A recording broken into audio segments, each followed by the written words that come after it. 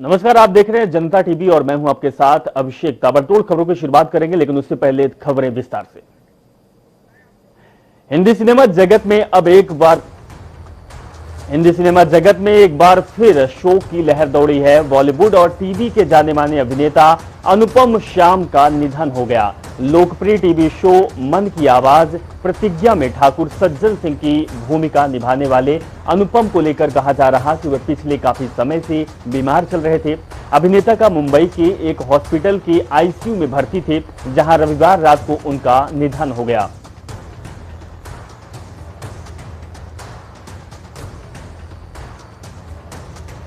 तो ठाकुर सज्जन सिंह की भूमिका प्रतिज्ञा सीरियल में निभा रहे थे। लोग बहुत ज्यादा पसंद भी कर रहे थे। उनकी डायलॉग डिलीवरी की बात की जाए या फिर उनकी छवि की बात की जाए, तो जिस तरीके से बॉलीवुड को एक बड़ा सदमा लगा हुआ है, एक शोक की खबर है। प्रतिज्ञा के कलाकार ठाकुर सज्जन सिंह अब नहीं रहे। बॉलीवुड अनुपम श्याम का निधन हो गया। ये कई सीरियल में काम कर चुके हैं और बहुत सारी भूमिका अदा कर चुके हैं, और जितने भी सीरियल, जितने भी धारावाहिक में काम किए हैं, लोग बढ़ चढ़ कर देखते थे, बहुत पसंद करते थे। लेकिन आज ये अभिनेता हम सबके बीच नहीं रहा। अनुपम श्याम जी का निधन हो गया है।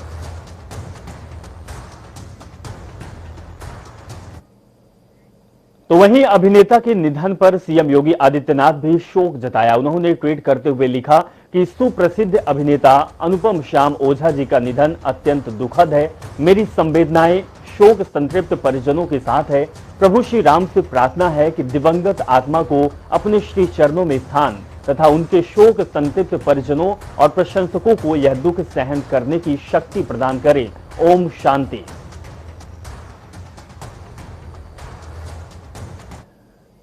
चलिए अब खबरों में आगे बढ़ते हैं और ताबड़तोड़ खबरों की शुरुआत करते हैं फटाफट अंदाज में। प्रधानमंत्री किसान सम्मान निधि योजना की अगली किस्त किसानों को फिर दी गई। पीएम मोदी ने आज उत्तर प्रदेश के 2 करोड़ 36 लाख किसानों को 4,720 करोड़ रुपए सीधे उनके खाते में भेजे। हर एक किसान के खाते में अगस्त, सितंबर, अक्टूबर और नवंबर महीने की किस्त के तौर पर 2,000 रुपए भेजे गए। इस योजना में वे किसान भी शामिल हैं जिन्हें 1 से 8 बार तक धनराशि दी जा चुकी है। ऐसे में प्रधानमंत्री फसल बीमा योजना से 2 करोड़ से अधिक किसान जुड़े और योजना से 25,60,000 से अधिक किसानों को 2,208 करोड़ रुपए की क्षतिपूर्ति मिली है। राजधानी लखनऊ में आज चौरी चौरा शताब्दी महोत्सव आजादी के अमृत महोत्सव के रूप में मनाया गया। कानकोरी के शहीद स्मारक पर कार्यक्रम का आयोजन किया गया। इस दौरान सीएम योगी आदित्यनाथ के साथ राज्यपाल आनंदीबेन पटेल भी कानकोरी के शहीदों को श्रद्धांजलि की। वहीं डिप्टी सीएम दिनेश शर्मा के अलावा मंत्री सुरेश खन्ना, ब्रजेश पाठक और बीजेपी प्रदेश अध्यक्ष स्वतंत्र देव सिंह भी मौजूद रहे। मुख्यमंत्री योगी आदित्यनाथ ने पंचायती राज व्यवस्था को धरातल पर उतारने के लिए बड़ी पहल की। अब ब्लॉक भी क्षेत्र पंचायत विकास योजना बनाएंगे। निर्देश है कि क्षेत्र पंचायतों को अपने यहां उपलब्ध सभी संसाधनों का संज्ञान लेकर योजना बनानी होगी, ताकि उसके अनुरूप विकास कार्यों में तेजी से काम हो सके। प्रदेश के सभी 826 ब्लॉकों में इसी वर्ष योजना बनाई जाएगी। आगे जो खाका खींचा जाता रहेगा, यानी कि योजना को 1 साल में ही अमल में लाना होगा। सीएम योगी आदित्यनाथ ने ब्लॉक प्रमुखों को पत्र लिखा। उसमें निर्वाचन को बधाई और जिम्मेदारी बताते हुए विश्वास भी जताया कि क्षेत्र पंचायतें उपलब्ध संसाधनों का उपयोग करते हुए काम करेंगी। उत्तर प्रदेश में अगले साल की शुरुआत में विधानसभा चुनाव को लेकर राजनीतिक पार्टियों की तैयारी जोरों शोरों पर है। अखिलेश यादव की समाजवादी पार्टी आज से पिछड़ा वर्ग सम्मेलन शुरू करने जा रही। सपा नेता राजपाल कश्यप के नेतृत्व में यह सम्मेलन कानपुर से शुरू होकर स्वतंत्रता दिवस पर फतेहपुर में खत्म होगा। समाजवादी पार्टी के सम्मेलन की शुरुआत आज कानपुर से होगी। इसके अगले दिन कानपुर देहात में सम्मेलन होगा। 11 अगस्त को झांसी, 12 अगस्त को महोबा, 13 अगस्त को हमीरपुर में सम्मेलन का आयोजन किया जाएगा। वहीं 14 अगस्त को कानपुर ग्रामीण और फिर 15 अगस्त को फतेहपुर में कार्यक्रम का समापन होगा। अंग्रेजों भारत छोड़ो की तर्ज पर कांग्रेस अगस्त क्रांति दिवस पर यानी कि आज से भाजपा गद्दी छोड़ो के नारे के साथ विधानसभा क्षेत्र स्तरीय मार्च निकालकर विरोध प्रदर्शन करेगी। कांग्रेस इस विरोध प्रदर्शन के दौरान बढ़ती महंगाई, बेरोजगारी, किसानों का मुद्दा, कानून व्यवस्था कर प्रदर्शन करेगी। काशी में परियोजनाओं के नाम पर लूट आदि को मुख्य चुनावी मुद्दों को धार देगी। हर विधानसभा क्षेत्र के मुख्य बाजारों में मार्च में शामिल कांग्रेसी और समर्थक 5-5 किलोमीटर चलेंगे। कांग्रेस का ये विरोध प्रदर्शन 3 दिनों तक अलग अलग जिलों में किया जाएगा। गाजीपुर बॉर्डर से चली पदयात्रा आज लखनऊ पहुंची, जहां आते ही पुलिस ने पदयात्रा को रोका। वहीं सिस्टम से लड़ते हुए आशीष चित्रांशी जीपीओ गांधी प्रतिमा तक पहुंचे। समाजवादी पार्टी की नेता और समाज सेविका अपर्णा बिष्ट यादव ने 175 कैंट विधानसभा क्षेत्र के लिए मुफ्त शिविर कैंप का आयोजन किया, जिसमें शुगर, बीपी की जांच, हड्डी की जांच।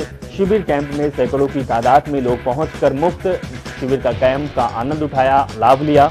वहीं अपर्णा बिष्ट यादव शिविर कैंप पहुंचकर अंबेडकर साहब की मूर्ति पर माला चढ़ाया और कैंप का जायजा लिया। विधानसभा चुनाव से पहले गंगा आरती, पूजा मठ और हिंदुत्व केंद्र में है, इसी मंत्र को केंद्र में रखते हुए कांग्रेस के प्रदेश अध्यक्ष अजय कुमार लल्लू विधानसभा चुनाव से पहले कानपुर के बिठूर के गंगा घाट पहुंचे। शहर पहुंचे कांग्रेस प्रदेश अध्यक्ष ने मां गंगा की आरती की। वहीं उनके साथ सैकड़ों कांग्रेसी भी साथ रहे। भारतीय जनता पार्टी की सहयोगी अपना दल सोनेलाल ने ओबीसी के लिए एक अलग केंद्रीय मंत्रालय की मांग की। साथ ही अपना दल ने पूरे देश में जाति आधारित जनगणना की मांग की है। अपना दल का कहना है कि ओबीसी के कल्याण के लिए अलग मंत्रालय की मांग की गई, ताकि समुदाय की सटीक आबादी का पता लगाया जा सके। विधानसभा चुनाव से पहले अपना दल की इस मांग से चुनावी हलचल बढ़ गई है। यूपी में सरकारी गेहूं खरीद में नया कीर्तिमान बना। योगी सरकार ने गेहूं खरीद में अपना ही रिकॉर्ड तोड़ा है। योगी सरकार ने इस बार किसानों से 56.41 लाख मीट्रिक टन गेहूं की खरीदी की। बता दें कि 2018-19 में योगी सरकार ने 52.92 लाख मीट्रिक टन गेहूं की खरीदी की थी। प्रदेश में एक्टिव केसों की संख्या के साथ ही मृत्यु दर में भी भारी कमी आई। प्रदेश में पिछले 24 घंटे में कोरोना वायरस के 58 नए मामले सामने आए, जबकि 49 लोग ठीक होकर डिस्चार्ज हुए। 25 करोड़ की आबादी वाले उत्तर प्रदेश में एक्टिव केस की संख्या 600 से भी कम है। बात की जाए तो पिछले 24 घंटे में 2,54,000 से अधिक सैंपल की जांच की गई। प्रदेश के 10 जिले अलीगढ़, अमेठी, चित्रकूट, एटा, फिरोजाबाद, गोंडा, हाथरस, मिर्जापुर, पीलीभीत और प्रतापगढ़ कोरोना मुक्त पाया गया। वहीं 50 जिलों में एक भी नया केस नहीं मिला। 24 जिलों में 1 अंकों के नए केस आए। देश में 6 करोड़ 74 लाख से अधिक नमूनों की जांच करने वाला पहला उत्तर प्रदेश राज्य बना है। प्रदेश में 98.6% रिकवरी दर चल रही है। इसके अलावा टीके के 5 करोड़ 36 लाख डोज लगाने वाला देश का पहला राज्य यूपी है। इसको प्रभाव बनाने के रखने के लिए शिफ्ट की संख्या और सख्ती साप्ताहिक बंदी अभी भी लागू है। लखनऊ में आम आदमी के प्रदेश अध्यक्ष और सांसद संजय सिंह ने प्रेस कॉन्फ्रेंस की। इस दौरान उन्होंने जल जीवन मिशन पर सरकार को जमकर घेरा। संजय सिंह ने कहा कि 30,000 करोड़ का बड़ा घोटाला बोगासा कंपनी के जरिए हुआ है। राजधानी लखनऊ में भारतीय किसान यूनियन लोकतांत्रिक की प्रेस वार्ता हुई। प्रेस कॉन्फ्रेंस के जरिए मीडिया के सामने किसानों की विभागों की समस्या का साझा किया गया, जिसमें गन्ना मूल्य वृद्धि और बकाया भुगतान ब्याज सहित कराने की मांग रखी गई। साथ ही प्रेस वार्ता में किसानों मजदूरों को 400 यूनिट बिजली फ्री, निजी नलकूप की बिजली निःशुल्क देने को लेकर मांगों का जिक्र किया गया। इन सभी समस्याओं को लेकर सरकार की ओर से अगर समाधान नहीं किया गया तो समय आने पर किसान आंदोलन करेगा। प्रतापगढ़ में कोरोना की तीसरी लहर से निपटने के लिए तैयारियां तेज हो गई। सीएचसी पट्टी में लगाए गए ऑक्सीजन प्लांट का कैबिनेट मंत्री राजेंद्र प्रताप सिंह ने समारोह पूर्वक लोकार्पण किया। प्लांट के लोकार्पण के साथ ही वार्डों का भी मंत्री ने निरीक्षण किया। पुलवामा आतंकी हमले में शहीद जवान के परिवार ने आरोप लगाया कि सरकार की ओर से की गई घोषणाओं को अब तक पूरा नहीं किया गया, जिसको लेकर शहीद कौशल कुमार रावत की पत्नी और बेटा सीएम योगी से एक कार्यक्रम के दौरान मुलाकात करनी चाहिए, लेकिन पुलिस की ओर से उन्हें रोक लिया गया और उन्हें मिलने नहीं दिया गया। पाकिस्तान में हिंदुओं पर हो रहे अत्याचार और तोड़े जा रहे हिंदू धार्मिक स्थलों के विरोध में अयोध्या के संतों ने आवाज उठाई। तपस्वी छावनी के पीठाधीश्वर जगत गुरु परमहंस आचार्य ने दर्शन नगर स्थित सूर्य कुंड पर पाकिस्तान का झंडा और पाकिस्तान के पीएम इमरान खान का पोस्टर जलाकर विरोध दर्ज किया। परमहंस ने कहा कि पाकिस्तान में हिंदुओं पर हो रहे अत्याचार को किसी भी कीमत पर बर्दाश्त नहीं किया जाएगा। इसके साथ ही उन्होंने प्रधानमंत्री मोदी से मांग की कि भारत को जल्द से जल्द हिंदू राष्ट्र घोषित किया जाए। कानपुर देहात से एक दिल दहला देने वाला मामला सामने आया। जिले के रूरा थाना क्षेत्र के तिगाई बाईपास पर मंदिर में दर्शन करने जा रहे श्रद्धालु से भरी एक तेज रफ्तार लोडर अनियंत्रित होकर पेड़ से टकरा गई। इस हादसे में जिससे लोडर में सवार 22 लोगों में से 2 महिलाओं की मौके पर मौत हो गई, जबकि 1 दर्जन से ज्यादा लोग घायल हो गए, जिनमें से 6 की हालत नाजुक बताई जा रही है। ग्रामीणों ने हादसे के बाद एम्बुलेंस की मदद से सभी घायलों को जिला अस्पताल भेजा, जहां उनका इलाज चल रहा है। वहीं लोगों का आरोप है कि पुलिस घटनास्थल पर सूचना के 1 घंटे बाद पहुंची। उत्तर प्रदेश में नदियों के जलस्तर में लगातार हो रही बढ़ोतरी के कई इलाकों का संपर्क टूट गया। बाढ़ के पानी से घिरे गांवों में लोग पलायन करने को मजबूर है। सैलाब में सड़कें गुम हो चुकी है। बाढ़ से चित्रकूट और प्रयागराज में लोग नावों में आवाजाही कर रहे। बांदा में केन और यमुना नदी उपनावे में पैलानी तहसील क्षेत्र के 2 दर्जन से ज्यादा गांव पानी से घिर चुके हैं। हमीरपुर में भी यमुना नदी का जलस्तर लगातार बढ़ता जा रहा है। सीएम योगी आदित्यनाथ आज औरैया और इटावा जिले के बाढ़ग्रस्त क्षेत्रों का हवाई सर्वेक्षण करेंगे। इसके अलावा जिला प्रशासन के अधिकारियों के साथ बैठक कर इन जिलों में संचालित राहत एवं बचाव कार्यों का मौके पर समीक्षा भी करेंगे। जीटीवी परीक्षा के दूसरे दिन सीतापुर, अयोध्या दौरे और सुल्तानपुर के एक सॉल्व पकड़ा गया, जबकि अयोध्या में 5 अन्य को हिरासत में लेकर पूछताछ की जा रही है। टीजीटी परीक्षा के दौरान अंबेडकर नगर में शनिवार को पकड़े गए 6 सालवरों को भेज दिया गया है। आपको बता दें कि सीतापुर के राजकीय इंटर कॉलेज में आयोजित टीजीटी प्रथम पाली की परीक्षा में बिजनौर निवासी धर्मेंद्र कुमार को भी पुलिस ने गिरफ्तार कर लिया है। सावन के तीसरे सोमवार के दिन शिवालयों में दर्शन के लिए श्रद्धालु पहुंच रहे। ये सावन के शुक्ल पक्ष का पहला सोमवार है और इस दिन शिव की पूजा का विशेष महत्व होता है। सावन के तीसरे सोमवार के दिन मंदिरों में सोशल डिस्टेंसिंग नहीं नजर आई। बिना मास्क के ही श्रद्धालु दर्शन करने पहुंचे। शिव के दर्शन के लिए लोगों की लंबी कतारें लगी रही। गाजियाबाद के प्राचीन दुधेश्वर नाथ मंदिर में क्रिकेटर सुरेश रैना ने पूजा अर्चना की। ये पूजा देश का गौरव बढ़ाने वाले नीरज चोपड़ा के लिए की गई।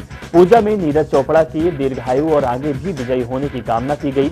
इस पूजा में सुरेश रैना अपने परिवार के साथ मंदिर में मौजूद रहे।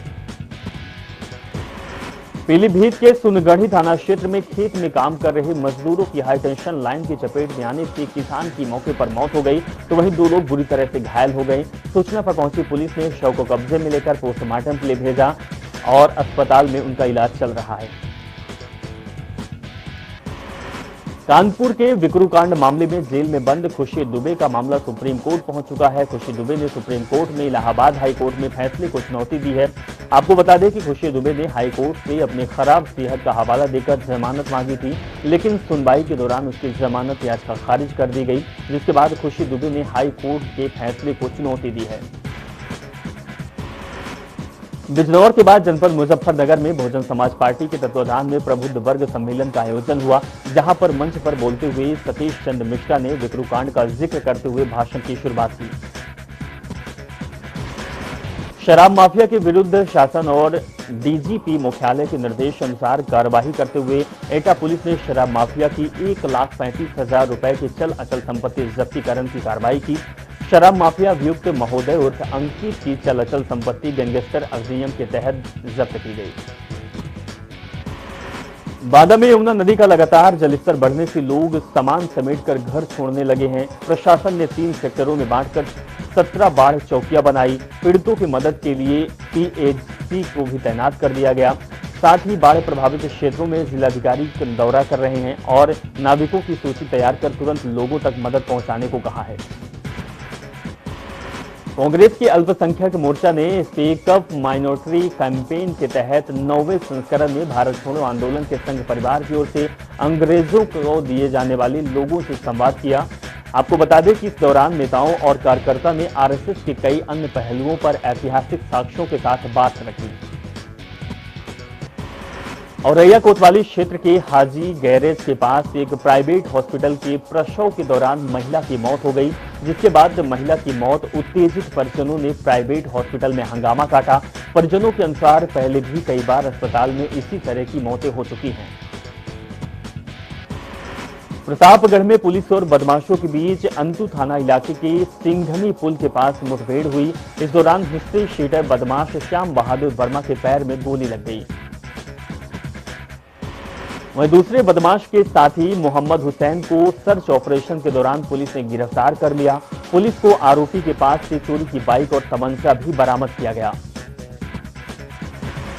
कुशीनगर के शिव मंदिर में एक नवजात शिशु पड़ा मिला, जिसे किसी अज्ञात ने रात में मंदिर परिसर में पेड़ के नीचे छोड़कर चला गया था, जिसके बाद वो नवजात वहां काफी देर तक पड़ा रहा और सुबह पूजा करने आए लोगों ने शिशु को देखा, जिसके बाद स्थानीय लोगों ने चाइल्ड हेल्पलाइन और 112 नंबर को फोन कर सूचना दी।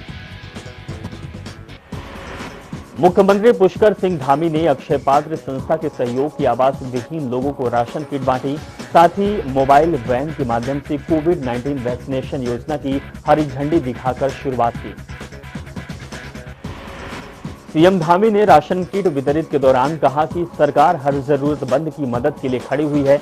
ऐसे में मलिन बस्ती के रहने वाले आवास विहीन लोगों तक राशन पहुंचाने का काम किया जा रहा है। भाजपा के राष्ट्रीय अध्यक्ष जेपी नड्डा का उत्तराखंड दौरा तय हो गया। वो 20 और 21 अगस्त को उत्तराखंड के दौरे पर रहेंगे। पार्टी राष्ट्रीय अध्यक्ष का देहरादून प्रवास के साथ साथ हल्द्वानी का भी प्रोग्राम हो सकता है। उत्तराखंड के कुमायूं मंडल के बनाने के बाद भाजपा के दिग्गजों का कुमायूं की सियासत पर फोकस बना हुआ है। जेपी नड्डा के दौरे में बीजेपी बड़ा आयोजन करवाकर अपने पक्ष में चुनौती वातावरण बनाने की तैयारी में जुटी हुई है। नैनीताल में भाजपा के राष्ट्रीय महामंत्री दुष्यंत कुमार गौतम ने कहा कि भाजपा 2022 का चुनाव किसी व्यक्तिगत चेहरे के दम पर नहीं, बल्कि पार्टी के चुनाव चिन्ह कमल के फूल पर लड़ेगी।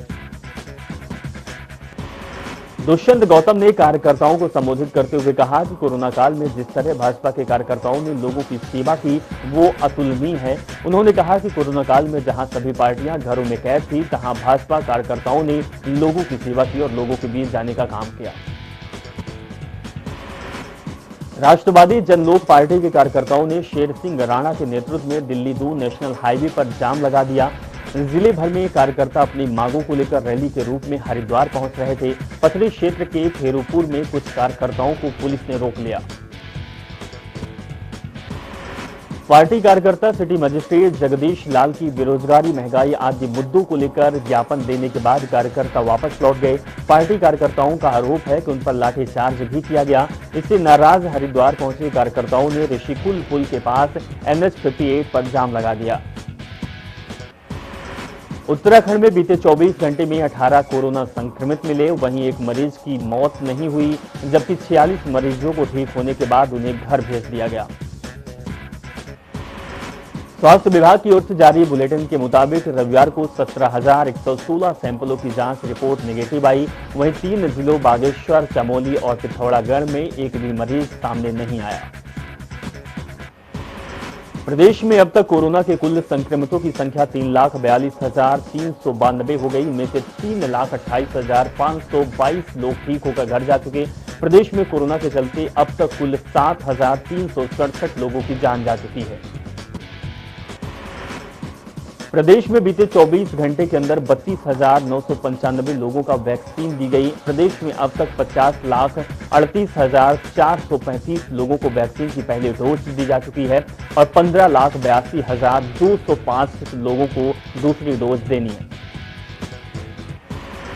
राज्य सरकार ने तीलू रौतेली पुरस्कार की घोषणा जब से की, तब से कांग्रेस तीलू रौतेली पुरस्कार मिलने वाले अधिकतर चयनित लोगों पर सवाल खड़े कर रही है। महिला कांग्रेस की प्रदेश अध्यक्ष सरिता आर्य ने आरोप लगाया कि तीलू रौतेली पुरस्कार के लिए जिन लोगों को चयनित किया गया, उनमें से अधिकतर लोग इस पुरस्कार के हकदार नहीं हैं। यह पुरस्कार राज्य में सामाजिक कार्यकर्ता या किसी भी क्षेत्र में अपना बेहतर और उत्कृष्ट योगदान देने के लिए दिया जाता है, लेकिन चयन प्रक्रिया में ऐसा कुछ नहीं हुआ। इस पर सरकार को पुनर्विचार करना चाहिए। महिला कांग्रेस की प्रदेश अध्यक्ष ने कई सारे और आरोप लगाए। सेंचुरी पेपर मिल के प्रदूषण से परेशान लालकुआं और बिंदुखत्ता के ग्रामीणों ने क्षेत्रीय प्रदूषण कंट्रोल बोर्ड नियंत्रक का घेराव किया। ग्रामीणों का आरोप है कि पेपर मिल से जल प्रदूषण और वायु प्रदूषण इतना भयंकर हो गया कि आए दिन लोग बीमारियों की चपेट में आ रहे हैं। आरोप ये भी है कि इस प्रदूषण के वजह से कई लोगों की जान जा चुकी है। गंदे पानी और मिल से निकलने वाला बदबू से आम जनता को सांस लेने में दिक्कतें हो रही, लेकिन पेपर मिल प्रबंधन और अधिकारी आम जनता की सुनने को तैयार नहीं है। उत्तराखंड में राज्य आंदोलनकारियों को सरकारी नौकरी में 10% क्षैतिज आरक्षण देने, सरकारी योजनाओं से हटाए गए आंदोलनकारियों की बहाली, गैरसैंण की स्थायी राजधानी घोषित करने की मांग को लेकर राजधानी देहरादून में बड़ी संख्या में आंदोलनकारियों ने सीएम आवास कूच किया। पुलिस ने हाथीर बड़ा कला में बैरिकेड्स लगाकर उन्हें रोका। चलिए इस बुलेटिन में बस इतना ही। आप जुड़े रहें और देखते रहें जनता न्यूज। नमस्कार।